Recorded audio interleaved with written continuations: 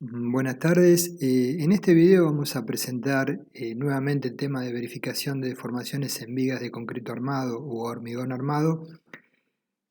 pero aplicando el código ASI 318-2019,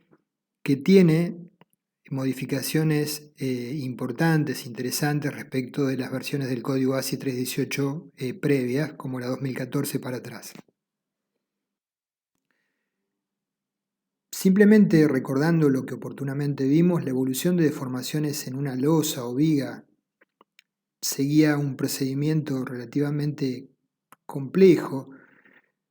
Acá estamos observando en ordenadas deformaciones y cómo evolucionan en función del tiempo, desde que delta y D sería, T0 sería el momento en que desencoframos la viga, delta y D sería la flecha inicial e instantánea que se produce por el peso propio de la misma y de la losa que apoya sobre la viga, las losas. Entre T0 y T1 transcurre un determinado periodo de tiempo en el cual se están haciendo otro tipo de operaciones y se incrementa la flecha en la viga por efecto de la fluencia lenta y contracción de Fraude. En T1 se supone que sobre la misma viga se coloca una mampostería de cerramiento y se produce una flecha que llamémosle en forma simplificada instantánea, delta y M. Entre T1 y T2 no se ejecutan nuevos trabajos, pero sí se incrementa la flecha asociada con las cargas permanentes, en este caso el peso propio de la viga y losas más la mampostería, ¿sí? Llegando a T2, se supone que se ejecutan, por simplificación, en un instante dado, las cargas relacionadas con el piso, contrapiso, carpetas, y se produce una flecha instantánea delta IP. Entre T2 y T3, las cargas permanecen constantes en el tiempo y se produce un incremento de las deformaciones por fluencia lenta. Y en T3 suponemos que se aplica en forma instantánea un porcentaje de la carga de la sobrecarga de uso del local en las losas adyacentes, L, como 0,25 de L en este caso, y se produce una deformación por tanto instantánea, delta I 0 de 0,25 de L. Manteniendo la flecha, las cargas invariables a partir de T3 hasta un periodo T4, se generan un incremento de las deformaciones por el fenómeno de fluencia lenta producto de la aplicación de todas las cargas permanentes. Si en momentos de la vida útil de la estructura se supera 0,25 dL, tenemos una fiesta, un evento, una reunión muy concurrida, se supone que son momentos que duran horas, cuando mucho un día, y por ende luego se retiran las cargas y no amplifican el fenómeno de fluencia lenta. Y así tenemos la flecha total, delta T, y si quisiéramos, por ejemplo, evaluar en esta viga la flecha que potencialmente puede generar daños en el cerramiento, que es la mampostería,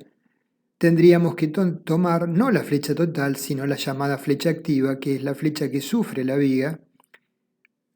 ¿sí? Cuando ya se ha ejecutado la mampostería, delta activa.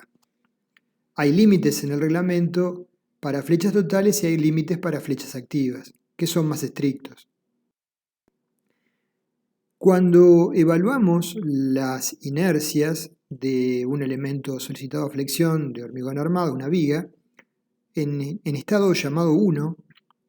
más allá de que tenga una armadura S en la zona traccionada, un ancho B y una altura H, el momento de inercia en estado 1 solemos tomar no el homogeneizado sino el bruto, y G es B por H cubo sobre 12. Si queremos evaluar el momento de inercia en estado fisurado, por debajo del eje neutro todo el hormigón traccionado no lo considerábamos y reemplazábamos la armadura por n veces la sección de armadura, donde n es la relación de módulos. Y llegando a un momento de inercia fisurado de la pieza I crítico, igual a B por C, profundidad del eje neutro al cubo, sobre 3, más n veces a S por D menos C al cuadrado. Si la pieza tuviese armadura traccionada a S y comprimida a prima S, la expresión de I crítico sería la que vemos abajo, simplemente aparece el término A'S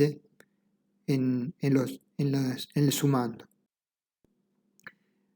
Entonces, como vimos, para evaluar la flecha total en un elemento, flexionado, viga o losa, tenemos que computar las flechas permanentes de carácter permanente,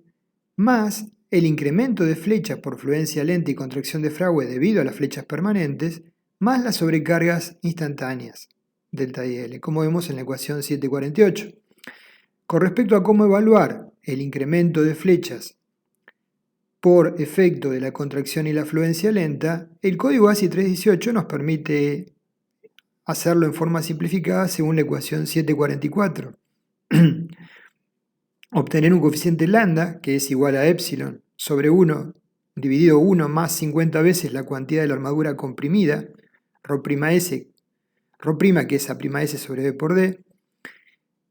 y ese factor epsilon depende de la duración de la carga en meses, como vemos en el gráfico auxiliar, pudiendo llegar a valores de 2. Entonces, el incremento de flechas, delta de Cp por fluencia más SH por contracción, se establece, como dice la ecuación 743, del lambda por delta de I, que es la deformación instantánea. Entonces, si calculáramos la deformación instantánea en un elemento viga de cualquier material, es la misma función de las cargas, las luces, las condiciones de apoyo e inversamente proporcional a la rigidez por I. Podemos sacar de lo que conocemos en los libros de resistencia de materiales que para una viga simplemente apoyada con una carga uniforme, la expresión de la flecha es 5 veces la carga por la potencia de la luz a la cuarta, sobre 3,84 dividido la rigidez por I. Con una carga concentrada en el centro, la expresión sería 1/48 de la carga P por L cubo sobre E por I. Ahora, si no es un perfil metálico, por ejemplo, donde el valor de la rigidez está perfectamente definido, si estamos trabajando con un elemento de hormigón armado, surge, como hemos planteado previamente, la duda de cuál es fundamentalmente el momento de inercia que adoptamos para definir la rigidez. Entonces, con respecto al modo de elasticidad del hormigón, que también está indeterminado, no es tan sencillo definirlo, el código ASCII 318 nos permite definirlo como 4700 por la raíz de F'C en megapascales, donde F'C es la resistencia característica. Hasta la versión del código ASCII 318 2014, el momento de inercia efectivo para momentos mayores al momento crítico, M crítico, que es el momento que ocasiona teóricamente la fisuración en la viga del pasaje del estado 1 al estado 2, y se define como Fr, la tensión de rotura a tracción del hormigón, 0,7 raíz de F'C o 0,625, no importa, es un coeficiente del orden de 0,6 a 0,7 por raíz de F'C, Fr por Ig sobre It, donde It es, como vemos en el dibujo, la ordenada del baricentro a la fibra inferior de la viga. Y de tal forma se obtiene, por Branson, el momento de inercia efectivo como M crítico sobre MA, MA es el momento flector actuante derivado de las cargas de servicio que estamos analizando, para el cual queremos determinar la flecha, M crítico sobre MA al cubo por Ig más 1 menos M crítico sobre MA al cubo por I crítico. I crítico es el momento de inercia en estado 2 fisurado que vimos recién. Si buscamos límites a las flechas, según el comité ASCII 435, la flecha activa, como vimos, no la total sino la activa, la que es susceptible de afectar a los elementos de cerramiento, debe ser menor que L sobre 600 o 7,5 milímetros, el menor valor de ambos. Esto es más restrictivo que lo que especifica el código ASCII 318. Esto está en el comité ASCII 435. En el comité ASCII 318-2019, la tabla que fija la tabla 2422, las deflexiones máximas, tienen que ver con el tipo de miembro, por ejemplo una losa ¿sí? Que soporte o estén ligados a elementos no estructurales, susceptibles de sufrir daños debido a deflexiones importantes, la flecha activa se limita a L sobre 480 y la flecha activa, cuando no haya elementos que sean susceptibles de sufrir daños, se puede poner un tope menor, L sobre 240. Con respecto a las deformaciones inmediatas, se limitan, o flecha instantánea, a L sobre 360. Con respecto a la presente versión del código ASI 318, habla de un momento de inercia efectivo que lo define de una manera diferente en función de de los estudios de Bishop. Surge la tabla 24.235, donde para momentos MA actuantes menores que 2/3 del M crítico que vimos, FR por IG sobre IT, se adopta el momento de inercia IG en estado 1. Y para momentos de servicio actuantes en la viga mayor que 2/3 de M crítico, se adopta el momento de inercia efectivo de Bishop, que es el que vemos en la expresión B. Y crítico, el momento de inercia en estado 2, dividido 1 menos 2/3 de M crítico sobre MA al cuadrado por 1 menos I crítico sobre IG. Esta aproximación demostró que lleva resultados de las deformaciones que tienen una precisión adecuada para un intervalo bastante amplio de cuantías de armado.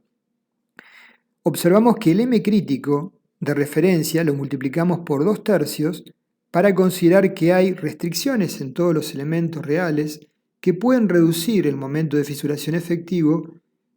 y consecuentemente lo consideramos de esta manera, ¿no? Vamos a desarrollar rápidamente un ejemplo donde determinamos para una viga dada todas las variables anteriores